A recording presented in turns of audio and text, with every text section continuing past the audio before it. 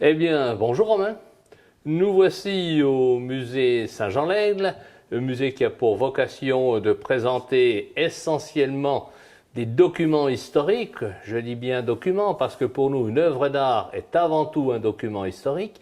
Et ce musée a le plaisir d'accueillir ici 4 étudiantes venant pour certaines de Paris, une de Nantes, je crois, et mademoiselle de Chine. Voilà, voilà. C'est assez plaisant pour nous de pouvoir partager ce qui est, d'une part, bien sûr, notre passion, mais aussi ce qui a été la passion pendant plusieurs siècles de Longwy, à travers la technique, à travers le style et à travers, bien sûr, l'histoire. Alors, que peut-on dire, Romain, de Longwy? Qui est-ce qui peut me donner votre impression? Vous avez vu ce matin la Porte de France également, Oui. et vous avez travaillé pendant toute une semaine pour des dossiers théoriques et pour de la pratique. Alors, qu'avez-vous vu en pratique? Eh bien, tout d'abord, nous avons vu comment on faisait un carreau de faïence. Donc, c'est-à-dire que nous avions une petite plaque en terre.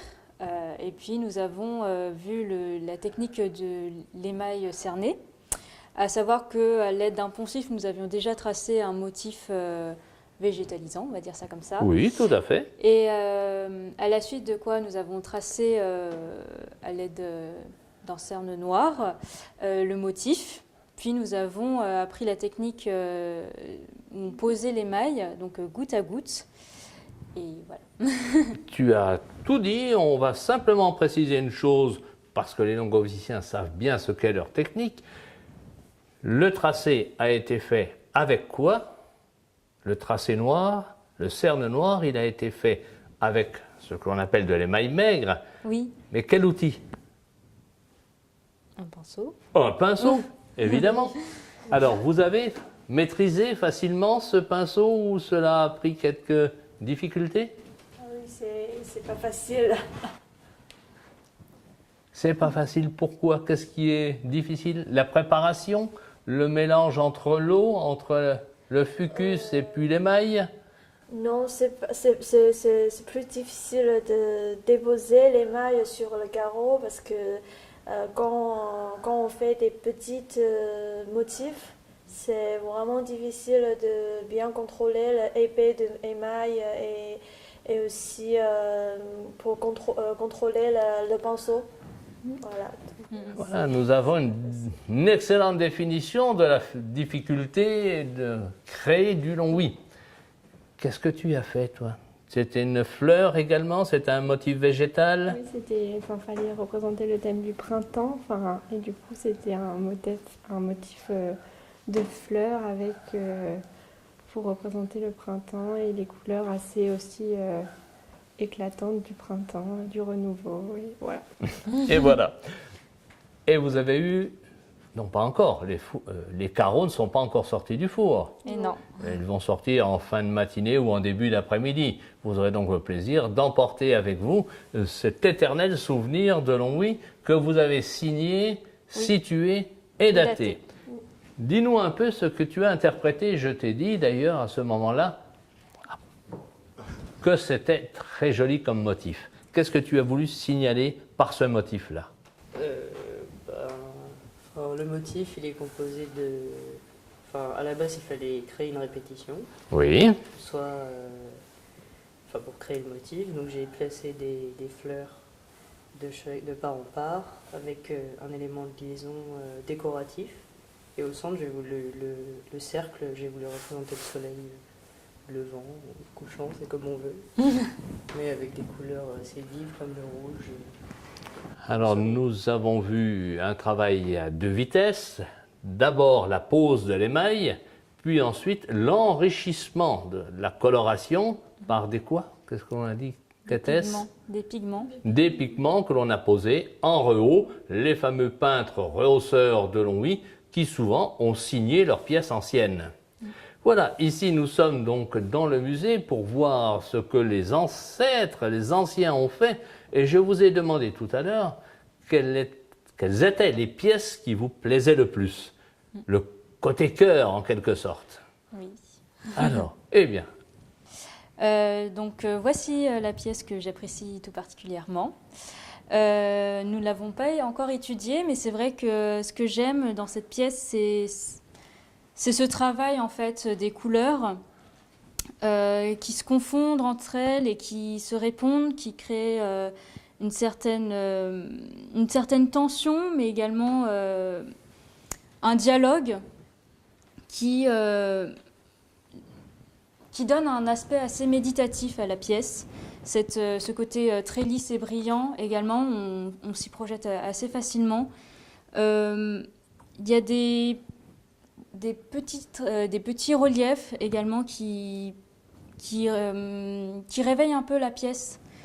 Et non, c'est vraiment ce mélange de couleurs très, très doux, qui sont bien équilibrés, avec des petites touches de vert, de bleu, de rouge. C'est très agréable et on s'y projette bien, je trouve. eh bien, tu as très bien décrit la pièce et surtout tu l'as bien senti. C'est effectivement un petit chef-d'œuvre, la pièce n'est pas grande, Non, en mais un concentré de qualité esthétique. Je parlerai d'atmosphère dedans. Oui. Il y a quelque chose de vivant, de vibrant dedans. C'est la technique de la barbotine. C'est cette fameuse technique qui a été implantée à Longwy dans les années 1880, déjà en 1878. On connaît quelques pièces et c'est une technique majeure de Longwy. Donc, je n'y suis pour rien. Tu as fait un excellent choix. Ensuite, mesdemoiselles. Alors, moi j'ai choisi cette œuvre. Premièrement, j'aime bien les émaux dans les bleus, comme ça me plaît. Et surtout, je trouve que c'est très technique. Enfin, je pense que ça a été gravé en dessous, puis émaillé pour créer des reliefs avec les émaux dans les creux, par exemple. Et j'aime bien le rendu, je trouve ça assez inhabituel. Et voilà, très graphique, et c'est ce qui me plaît. C'est effectivement une œuvre technique très complexe.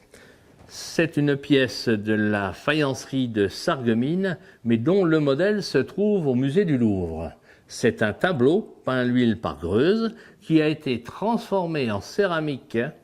C'est une œuvre qui montre et s'intitule « La cruche brisée », avec une glaçure transparente colorée dans la masse pour bien mettre en valeur le côté sculptural de l'œuvre. J'admire ce chef-d'œuvre d'ailleurs par rapport à sa taille. La technique, je pense que ça a dû être compliqué et assez long à réaliser. Très graphique, très coloré. J'aime bien le côté relief. Et c'est une belle pièce et je pense qu'elle a dû émouvoir nombreuses personnes. Et voilà. Alors, effectivement, c'est une pièce extraordinaire parce qu'on a voulu qu'elle soit extraordinaire. Elle était destinée à être présentée dans l'exposition universelle de Paris de 1900. Donc c'est un chef-d'œuvre de technique, c'est un chef-d'œuvre également de peinture, tout est peint à la main, mais c'est un ancien style, c'est une œuvre de copie, en fait, c'est une aiguière qui s'appuie sur les formes de la Renaissance italienne. C'est une œuvre qui a été faite dans le nord de la France. Et là, l'intérêt, c'est de montrer cette subtilité qu'avaient les artistes à manier les pigments chromatiques. On a des pigments qui sont beaucoup plus riches que ceux, par exemple, de la période XVIIIe siècle. Donc le travail ici de l'historien d'art, c'est de relire la pièce à travers des documents techniques, une appréciation personnelle, bien sûr, un ressenti vis-à-vis de l'esthétique de la pièce. Mais qu'est-ce qu'a voulu faire l'artiste? Derrière ça, il était chargé par le directeur de la manufacture de faire l'un des chefs-d'œuvre de l'exposition universelle de 1900. Voilà. Pour moi, je préfère cette pièce en émaux cloisonnés. En fait, j'aime beaucoup des arts des arts chinois sous la dynastie Qing. Et dans cette période, la plus connue, c'est les émaux cloisonnés. Et j'ai vu cette pièce, c'est bien mélangé à le style chinois et aussi avec la création à langue de Longui. Ça me surprise un peu parce que déjà je trouve que c'est vraiment des motifs, c'est pas notre culture, mais avec des motifs de tradition chinoise impériale, il est bien mélangé, voilà. Donc j'aime beaucoup, et aussi j'aime beaucoup la palette cette couleur bleue. Je trouve que c'est joli, c'est brillant. Oui, alors tu as bien ressenti, alors j'apporterai un petit bémol, ce ne sont pas des émaux cloisonnés, ce sont des émaux de repiquage. Mais l'intérêt de ce que tu as senti, c'est ce partage entre les civilisations, entre la Chine et l'Occident. Et ce partage se fait à travers des motifs, et tu as bien situé la période de l'empereur, comment as-tu dit ? Qin. Et ce que Longwy va apporter sur le plan technologique, donc on a bien une influence stylistique et une influence technique. Et ça, c'est passionnant pour nous. Nous, universitaires, on aime comprendre les choses à leur juste valeur. Le partage des civilisations, c'est ça. Ouais, exactement. Je suis d'accord. Eh bien, Romain, nous allons présenter ces demoiselles que nous avons eu beaucoup de plaisir à accueillir à Longwy. Alors, dans cet ordre... Oui, je m'appelle Peng Jia, je viens de la Chine. Je suis contente de venir ici pour apprendre des techniques et plus de connaissances sur la céramique. Ouais, merci. Ensuite... Aourel Coadon, donc étudiante à l'école de Condé Patrimoine à Paris. Nous étudions la conservation et la restauration de céramique et verre.